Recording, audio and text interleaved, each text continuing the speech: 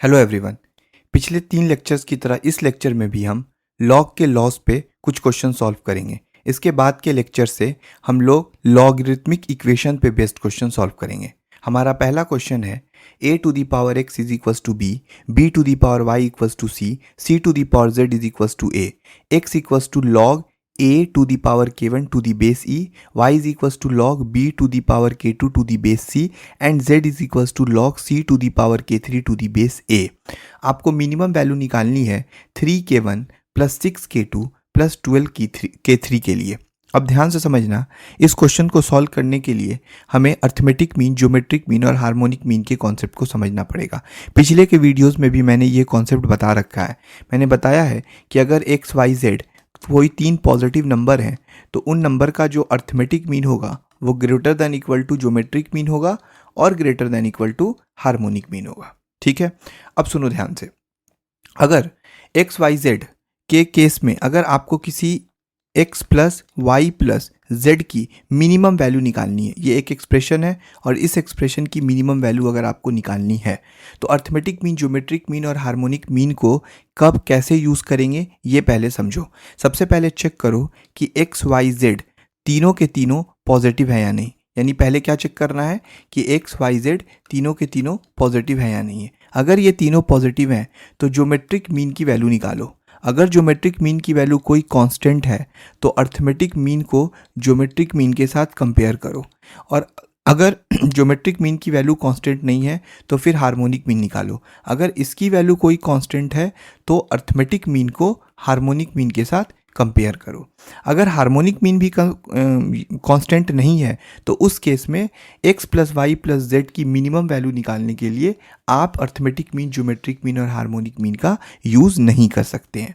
जैसे इस क्वेश्चन के अंदर आपको मिनिमम वैल्यू निकालनी है 3k1 plus 6k2 plus 12k3 की। ठीक है जी, अब सुनना ध्यान से। सबसे पहले आपको 3k1, 6k2 और 12k3 को चेक करना होगा कि ये पॉजिटिव है या नेगेटिव है। बट उससे पहले आपको 3k1, 6k2 और 12k3 की वैल्यू निकालनी होगी। यानी आपको k1, k2, k3 की वैल्यू निकालनी होगी। तो सबसे पहले हम k1 की वैल्यू निकालते हैं कि क्या आ रही है। उसके लिए हम इस इक्वेशन को यूज़ करेंगे। x की वैल्यू क्या है? Log a to the power k1 to the base b। ठीक है जी, ये तो k1 आगे आ जाएगा क्योंकि ये इसके सर पे बैठा हुआ है, तो ये होगा k1 into log a to the base b।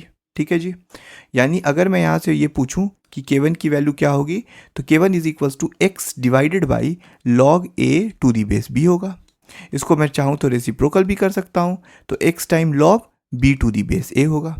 ठीक है जी, अभी बट पूरी तरीके से हमने k1 की वैल्यू को a और b के टर्म में निकाला नहीं है, तो हम x की वैल्यू भी यहाँ रखेंगे। x कैसे निकालेंगे? उसके लिए आपके पास ये वाला इक्वेशन है, a to the power x equals to b। ठीक है जी, अब यहाँ से क्या करो, x की वैल्यू को निकालो b और a के टर्म में। क्योंकि ये एक्सपोनेंशियल फॉर्म में है तो इसको कन्वर्ट करना पड़ेगा किस फॉर्म में? लॉगरिथमिक फॉर्म में। तो क्या होगा ये x is equals to log b to the base a होगा। इस x की वैल्यू को यहाँ रख दो, तो उससे k1 की वैल्यू कितनी आएगी? Log b to the base a times log b to the base a। ठीक है जी, तो ये कितना होगा? Log b to the base a का होल स्क्वायर। अब तो तुम्हारे पास k1 आ गया। k2 k3 पूरा निकालने की ज़रूरत बिल्कुल भी नहीं है। ठीक है ना, k1 की वैल्यू को ध्यान से देखो, पैटर्न को समझो और k2 k3 डायरेक्ट लिख दो। इतनी पूरी कैलकुलेशन करने की बिल्कुल भी ज़रूरत नहीं है। देखो k1 कहाँ से निकाला? यहाँ से। यहाँ पे जो देखो जो लॉग है वो है log a to the base b, इस टाइप की चीज़ें हैं, और इसी का रेसिप्रोकल यहाँ आ गया है, उसका स्क्वायर आ गया है।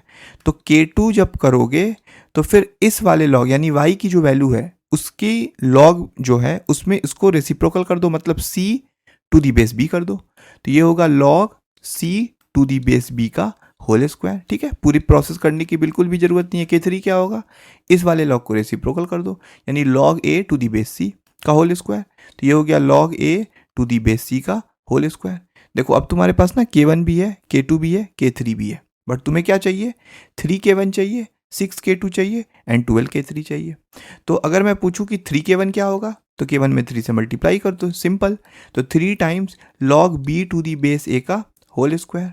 ठीक है जी, अगर मैं पूछूं 6k2 तो 6k2 के लिए 6 से मल्टीप्लाई कर दो, 6 time log c to the base b का whole square, and last 12k3 which is 12 time log a to the base C का होल स्क्वायर। ओके जी, अब आपके पास क्या आ गया, 3k1 6k2 12k3।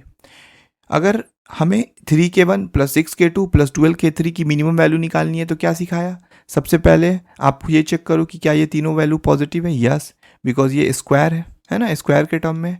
तो 3k1 6k2 और 12k3 पॉजिटिव है। उसके बाद क्या बताया, ज्योमेट्रिक मीन निकालो और चेक करो क्या वो कांस्टेंट आ रहा। तो चलो निकालते हैं।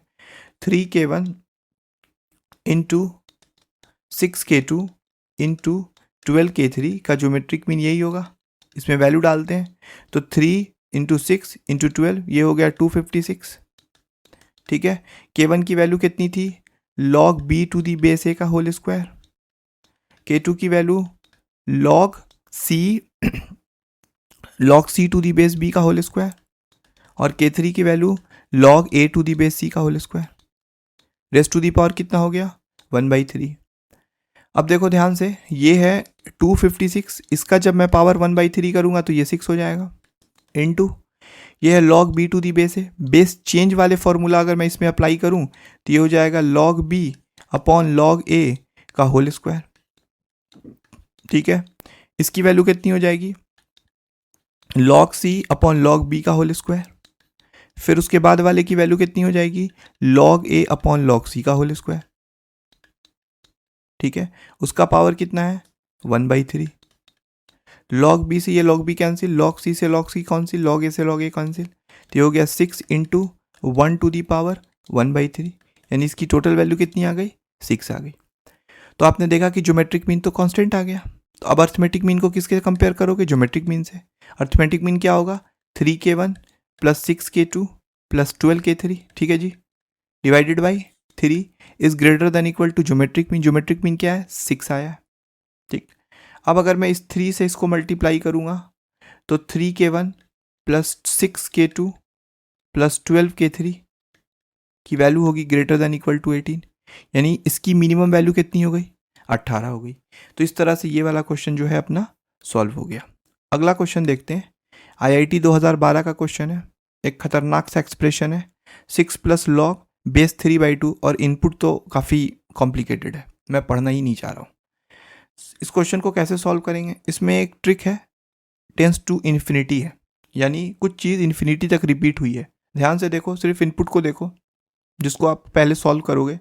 वो क्या है, 1/3√2, स्क्वायर रूट के अंदर 4 है, फिर माइनस है, फिर ये पूरी वैल्यू यहाँ से रिपीट होना स्टार्ट हो गई है ना, फिर यहाँ से रिपीट होना स्टार्ट हो गई है। और कब तक रिपीट हो रही है, इन्फिनिटी तक। क्या लॉजिक यूज़ करोगे, सबसे पहले उस पूरे के पूरे एक्सप्रेशन को y मान लो, इनपुट को y मान लो।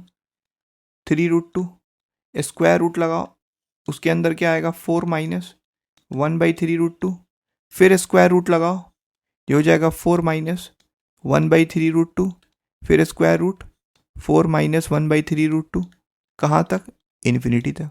अब ध्यान से समझना, y की वैल्यू यहाँ से शुरू हो रही है, यहाँ तक पहुँची, फिर यहाँ से वही वैल्यू रिपीट हो रही है। ये क्या है, ये तो y ही है।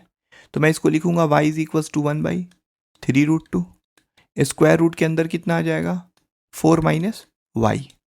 3√2 को इधर मल्टीप्लाई करूंगा तो 3√2 y इज इक्वल्स टू क्या होगा, square root of 4 minus y। अगर मैं दोनों तरफ स्क्वायरिंग कर दूं तो कितना होगा, 9 2 ज़ा 18 y square is equals to यहाँ का स्क्वायर उड़ा 4 माइनस y। y को अगर मैं इधर कन्वर्ट करूं तो 18y square plus y minus 4 is equals to 0। कैसे स्प्लिट करेंगे मिडिल टर्म, 18 है और 4 है, तो 18 इंटू 4। ठीक है, 18 को लिख सकते हो ना 9 इंटू 2 इंटू 4, ये हो गया 9 इंटू 8, 9 में से 8 जाएगा 1 आएगा, मतलब स्प्लिट हो गया। तो आप इसको क्या लिखोगे, 18y square plus 9y minus 8y minus 4 is equals to 0। इन दोनों में से क्या कॉमन होगा, 9y। सो यहाँ लिख देता हूँ मैं, 9y कॉमन ले लो, 2y प्लस 1, और इन दोनों में से -4 कॉमन होगा, 2y plus 1 is equals to 0। अब इन दोनों में से 2y प्लस 1 कॉमन होगा, तो यहाँ से जब फैक्टराइज करके y की दो वैल्यू निकालोगे तो एक वैल्यू आएगी -1/2 और एक वैल्यू आएगी 4/9। तो y की एक वैल्यू आ गई -1/2, एक वैल्यू आ गई 4/9। ठीक है जी। अब सुनना, y क्या है, 1/3√2 एक पॉजिटिव नंबर है, इनटू रूट वाला टर्म पॉजिटिव होता है, यानी ये पूरा का पूरा टर्म जो है पॉजिटिव है, तो पॉजिटिव इंटू पॉजिटिव यानी y तो पॉजिटिव होना चाहिए। इसका मतलब ये तो हम हटा देंगे, तो y की वैल्यू सिर्फ 4/9 होगी। ठीक है, आपने y कितने को माना था, इस पूरे को y माना था, यानी अब जो एक्सप्रेशन वो होगा 6 प्लस लॉग बेस 3/2 और ये अंदर में y होगा, यानी होगा 6 प्लस लॉग बेस 3/2। y की वैल्यू कितनी है 4/9, यहाँ पे रख दो, ये हो गया 4/9। अब ध्यान से समझो, बेस कितना है 3/2, इनपुट कितना है 4/9, 3/2 का एक तरह का रेसिप्रोकल ही है। मतलब इसको अगर मैं बेस के फॉर्म में लिखूँ तो कैसे लिखूंगा, 6 प्लस लॉग 3/2 तो बेस हो गया अपना, और इसको लिखोगे 3/2 रेज़ टू द पावर -2, ये -2 टोपी से उतर के आगे आ जाएगा, -2 times log 3/2 log 3/2 to the base 3/2 कितना होता है 1 होता है ना जी, तो 6 - 2 ये हो गया 4। तो इस तरह से तुम लोगों ने इस क्वेश्चन को IIT 2012 के क्वेश्चन को आसानी के साथ सॉल्व कर दिया। अगला क्वेश्चन देखते हैं, इसमें बहुत आसान है। क्या गिवन है, log a plus C log a minus C log a minus 2b plus C, किस में है, AP में है ना जी, AP में। ओके, आपको 4 ऑप्शन में से चेक करना है कौन सा ऑप्शन करेक्ट है। पहला कहता है ABC भी AP में होना चाहिए, दूसरा कहता है ABC GP में होना चाहिए, ABC HP में होना चाहिए, और A square B square C square AP में होना चाहिए। देख लेते हैं कॉन्सेप्ट क्या है, कि अगर A B और C AP में है तो बीच वाले का डबल ट्वाइस, अगल बगल वाले के सम की इक्वल होगा, है ना, फर्स्ट और लास्ट के सम की इक्वल होगा, यानी 2b इज इक्वल्स टू कितना होना चाहिए a प्लस सी। तो ये वाला नंबर और ये नंबर AP में है, मतलब बीच वाले का double 2 times log a minus C किसके बराबर होगा, अगल बगल वाले के बराबर, यानी log a plus C plus log a minus 2b plus C के बराबर होगा। ठीक है जी, ये 2 आकर के इसके सर पे बैठ जाएगा, तो log a माइनस सी का स्क्वायर होगा, और ये दोनों वैल्यू आपस में इनटू हो जाएगी, तो log a plus C time a minus 2b plus C होगा। ये हो गया log, दोनों तरफ से log को हटा सकते हैं बिकॉज log 1 फंक्शन होता है, कटता नहीं है हटता है, तो ये हो गया a माइनस सी का whole square is equals to, ये हो गया a प्लस सी इंटू, क्योंकि यहाँ a और c कंबाइंड है तो इसमें भी a और c को कंबाइन कर लो, तो a प्लस सी माइनस 2 भी हो जाएगा जी। अब इस a प्लस सी को इसमें भी मल्टीप्लाई करो, इसमें भी मल्टीप्लाई करो, तो ये होगा a माइनस सी का होल स्क्वायर बराबर a प्लस सी का whole square minus 2b time a plus C. Okay जी, इसको उधर शिफ्ट करो, तो a माइनस सी का होल स्क्वायर में से घट जाएगा a प्लस सी का होल स्क्वायर, घटा दो यार, a माइनस सी का होल स्क्वायर में से घट जाएगा a प्लस सी का होल स्क्वायर बराबर, ये हो गया -2b time a plus c, तो -2b time a plus C. Okay जी, a square minus b square की आइडेंटिटी पे है, एक बार दोनों को घटाओ इनटू एक बार दोनों को जोड़ो बराबर -2b टाइम a प्लस सी, सी से c बर्बाद, a से a बर्बाद, तो -2c टाइम 2a होगा, ये क्या होगा -2b time a plus C. Okay जी, -2b से -2 कैंसिल, -2 से -2 कैंसिल, ये होगा 2ac। ओके जी, b से मल्टीप्लाई करो तो ab प्लस क्या होगा bc होगा। अभी तक तो यार कुछ प्रूफ हुआ नहीं, इससे तो कुछ पता चला नहीं, तो एक काम करो, सब में a b c से डिवाइड दे दो, तो 2ac upon A B C बराबर A B upon A B C plus B C upon A B C, B C से बी सी बर्बाद, ए बी से ए बी बर्बाद, ए सी से ए सी बर्बाद, बचा क्या 2/b बराबर 1/c जोड़ 1/a। इसका मतलब क्या हुआ कि 1/a 1/b और 1/c कहाँ है, AP में है। ठीक, अगर ये AP में है तो इसका रेसिप्रोकल यानी A B और C कहाँ होगा, HP में होगा। इसका मतलब ऑप्शन डी जो है वो एक करेक्ट ऑप्शन है। आगे बढ़ो। अगला क्वेश्चन है a to the power x की वैल्यू bc है, okay. b to the power y की वैल्यू ca है, ठीक है। c to the power z की वैल्यू ab है। आपको वैल्यू फाइंड करनी है 5/2 times x upon 1 plus x plus y upon 1 plus Y plus z upon 1 plus z. करेंगे भाई, करेंगे, फाइंड बिल्कुल करेंगे। देखो ये x अपॉन 1 प्लस एक्स है, इसी के टाइप का है ना y अपॉन 1 प्लस वाई, इसी के टाइप का है z अपॉन 1 प्लस जेड। तो ये वाला निकाल लेते हैं, पैटर्न देखते हैं और उसी पैटर्न के हिसाब से इस दोनों की वैल्यू भी लिख देंगे। तीनों में मेहनत करने की इतनी ज़रूरत नहीं है। तो हमें क्या ढूंढना है, x अपॉन 1 प्लस एक्स, ठीक है। बट उसके लिए x तो चाहिए, तो पहले x ढूंढते हैं। x हमें ये वाला इक्वेशन देगा, a to the power x equals to क्या है, bc है। किस फॉर्म में, एक्सपोनेंशियल फॉर्म में। किस फॉर्म में कन्वर्ट करेंगे, लॉग फॉर्म में, ताकि क्या आ जाए, x आ जाए। तो x की वैल्यू क्या होगी, log bc to the base a, ठीक है जी। ये bc है, ठीक है। x आ गया ना। अब हम जहाँ रखना है x को, उसको लिखते हैं x upon 1 plus x. x की वैल्यू होगी log bc to the base a 1 plus log bc to the base a, ठीक। डिनोमिनेटर को देखो, ये क्या है, नंबर है, 1 है। ये क्या है, लॉग है। वो नंबर में लॉग ऐड कर नहीं सकते हो, ज़बरदस्ती भी ऐड नहीं कर पाओगे। यानी इस 1 को किस में कन्वर्ट करना होगा, लॉग के फॉर्म में, और उस लॉग के फॉर्म में जिसका बेस क्या है, a है, ताकि ऐड करना ईजी हो जाए, लॉ लग जाए। तो मैं एक दिमाग लगाऊंगा, 1 को लिखूंगा log a to the base है, ठीक है जी, plus log bc to the base है, ठीक है जी। अब तो लॉ लग गया ना इस पे। तो ये हो गया log bc to the base है बट्टा में log abc to the base है।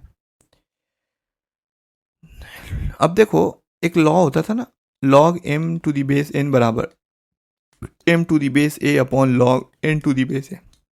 बेस चेंज, यानी आपने इन दोनों के बेस को a में चेंज कर दिया। इसको उल्टा भी तो लगा सकते हैं, a बेस बराबर हो जाए, हटा दो, log m to the base n आ जाएगा। यहाँ a बेस बराबर आ गया, हटा दो, ये क्या आ जाएगा, log bc to the base abc, ठीक है जी। किसकी वैल्यू निकल गई, फर्स्ट टर्म की। दूसरा टर्म इसी तरह क्या आ जाएगा, y अपॉन 1 प्लस वाई। जब x लिया था ना तो bc आया था, तो y लोगे तो क्या आएगा, ac आएगा, और नीचे abc। और जब z वाला लोगे तो क्या आएगा, ab आएगा, यानी log ab upon base abc, sorry, ठीक है जी। ये आ गया आपके पास, यानी x वाला, ये वाला भी टर्म आ गया, ये वाला भी टर्म आ गया, ये वाला भी टर्म आ गया। रख दो, सॉल्व कर लो, तो हो जाएगा 5/2 टाइम्स क्या आया था, log bc abc, प्लस दूसरा वाला क्या आया था, ac abc, प्लस तीसरा वाला ab बेस abc। सारे लॉग हैं, सबका बेस सेम है। इनपुट क्या करना है, मल्टीप्लाई करना है ना जी, क्योंकि प्लस है बीच में। तो bc into ac into ab to the base abc, ठीक है जी। तो ये क्या होगा, 5/2 टाइम्स log abc का whole square to the base abc। ये 2 आगे आएगा ना, तो 5/2 times 2 times log abc to the base abc। इस पूरे की वैल्यू क्या होगी, 1, 2 से 2 बर्बाद, तो 5 इंटू 1 विच इज़ 5।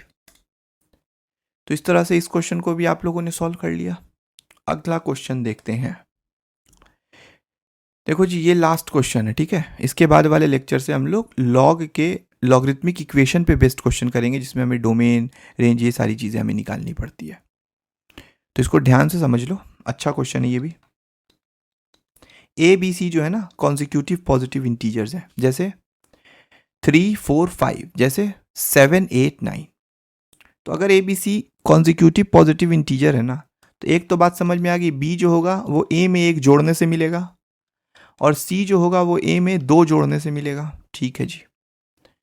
फिर कहता है log 1 प्लस ए सी की जो वैल्यू है ना, वो अपना 2k है, ओके जी। log 1 प्लस ए सी की वैल्यू क्या है, 2k है। k की वैल्यू निकालनी है, निकालेंगे, कोई बात नहीं है।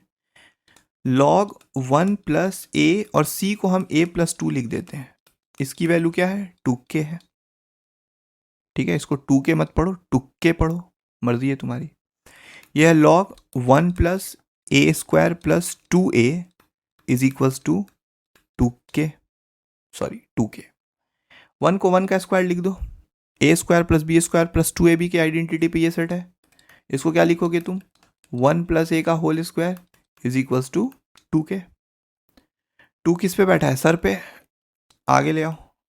2 times log 1 plus a is equals to 2k। 2 से 2 बर्बाद, यानी k की जो वैल्यू होगी वो क्या होगी, लॉग 1 प्लस ए। ठीक, ऑप्शन तो मिला नहीं क्योंकि अभी एक काम और करना है। 1 प्लस ए किसके बराबर है, बी के। सो k की वैल्यू कितनी हो जाएगी, लॉग बी। ग्रेट, ऑप्शन क्या होगा, ए नंबर। तो इतना प्रैक्टिस कीजिए। अगले लेक्चर में हम लोग ट्रिगोमेट्रिक इक्वेशन पे बेस्ड कॉन्सेप्चुअल क्वेश्चन करेंगे। Thank you.